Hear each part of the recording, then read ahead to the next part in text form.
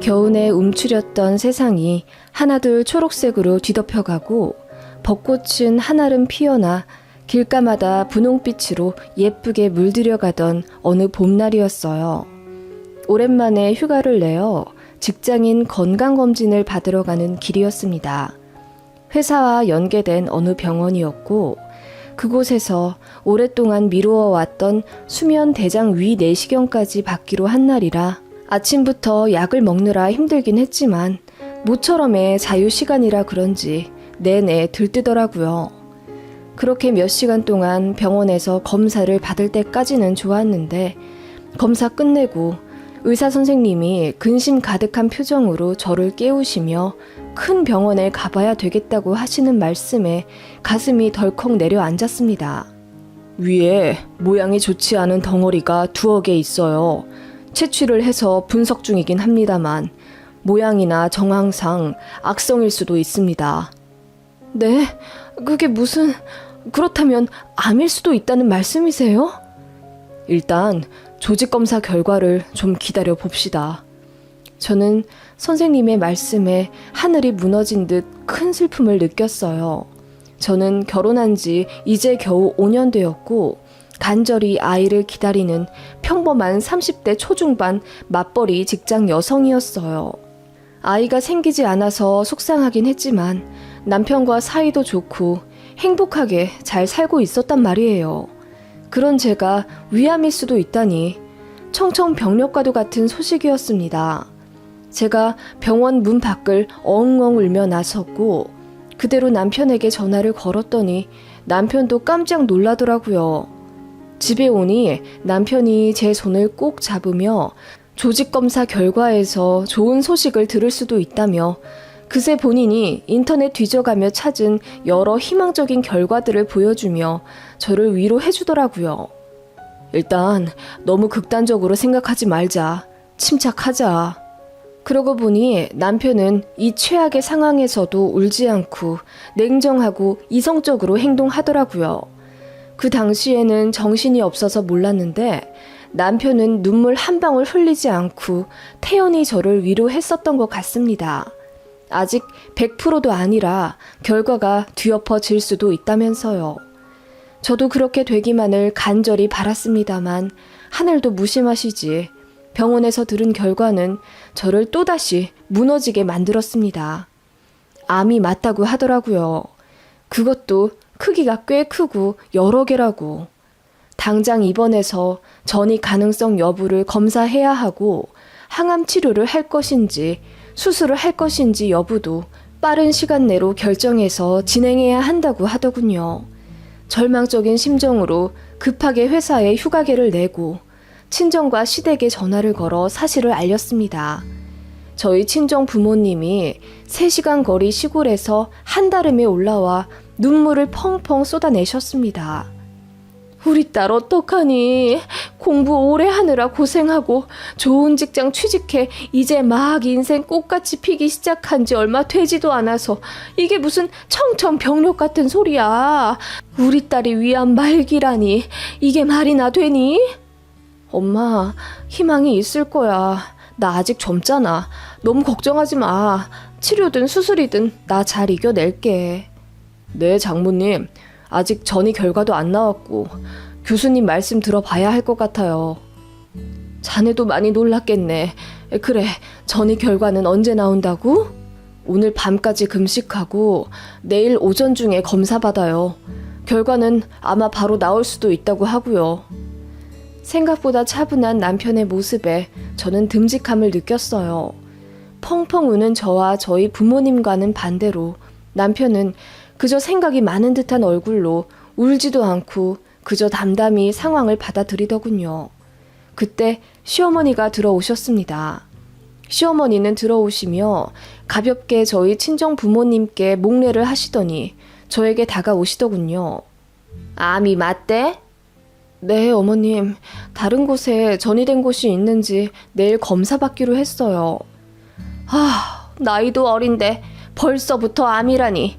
크기도 꽤 크고 여러 개라고? 갑자기 신경질적으로 짜증을 내시는 시어머니의 모습에 저는 깜짝 놀랐고 친정 부모님도 어안이 벙벙하여 그 모습을 지켜보셨어요.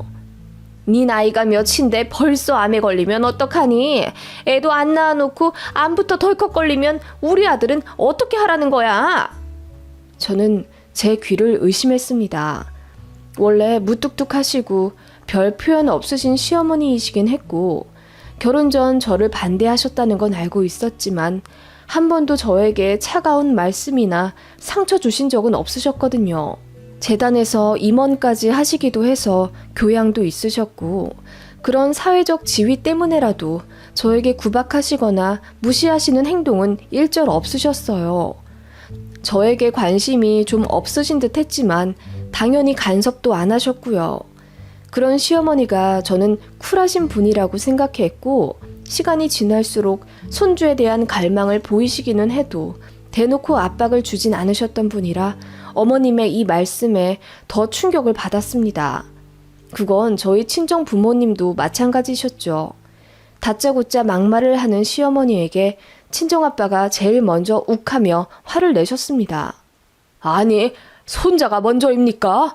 당장 우리 딸이 어떻게 될지도 모르는데 사부인께서는 어떻게 그런 말씀을 하십니까? 제가 아는 사부인 맞습니까? 내가 5년이나 참아줬어요. 다른 집은 5년이면 둘째까지 낳아요. 그런데 우리 집 며느리는 5년이 다 돼가도록 애 한 번 못 가지더니 애는 고사하고 암이요? 뱃속에 애가 아니라 암이라니. 아빠 소리 한 번 못 들어보고 언제 끝날지 모르는 병수발 들어야 하는 우리 아들이 난 불쌍하다는 생각밖에 안 들어요.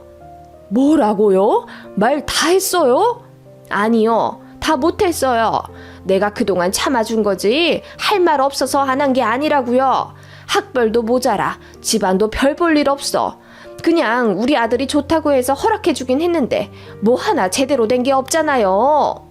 결혼했으면 애라도 바로 가질 것이지 뭐 하느라 지금까지 제대로 임신 한번 못 해보고 덜컥 암이라니.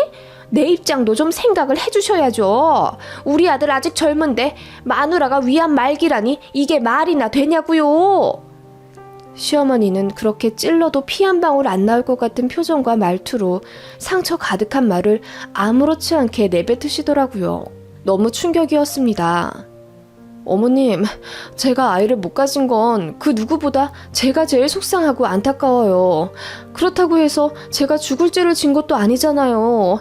심지어 저는 지금 죽을 수도 있는 상황인데 어머님 말씀이 너무 심하신 것 아닌가요? 심해? 뭐가 심해?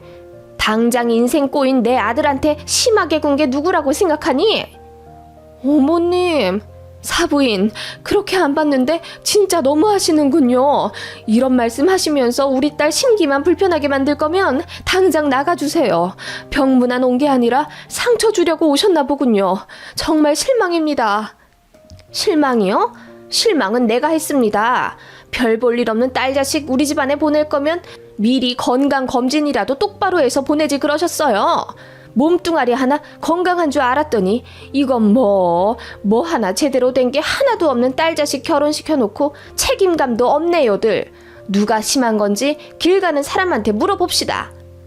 그렇게 쏘아붙이듯 냉정하고 차갑게 말씀하시고 돌아선 시어머니 때문에 병실에 있던 다른 사람들도 혀를 차며 욕을 했고 저희 친정부모님은 안 그래도 멍든 가슴에 더 큰 상처만 입으신 채 엉엉 우셨습니다. 저도 충격에 빠져 울고 있는데 그 순간 깨달았어요.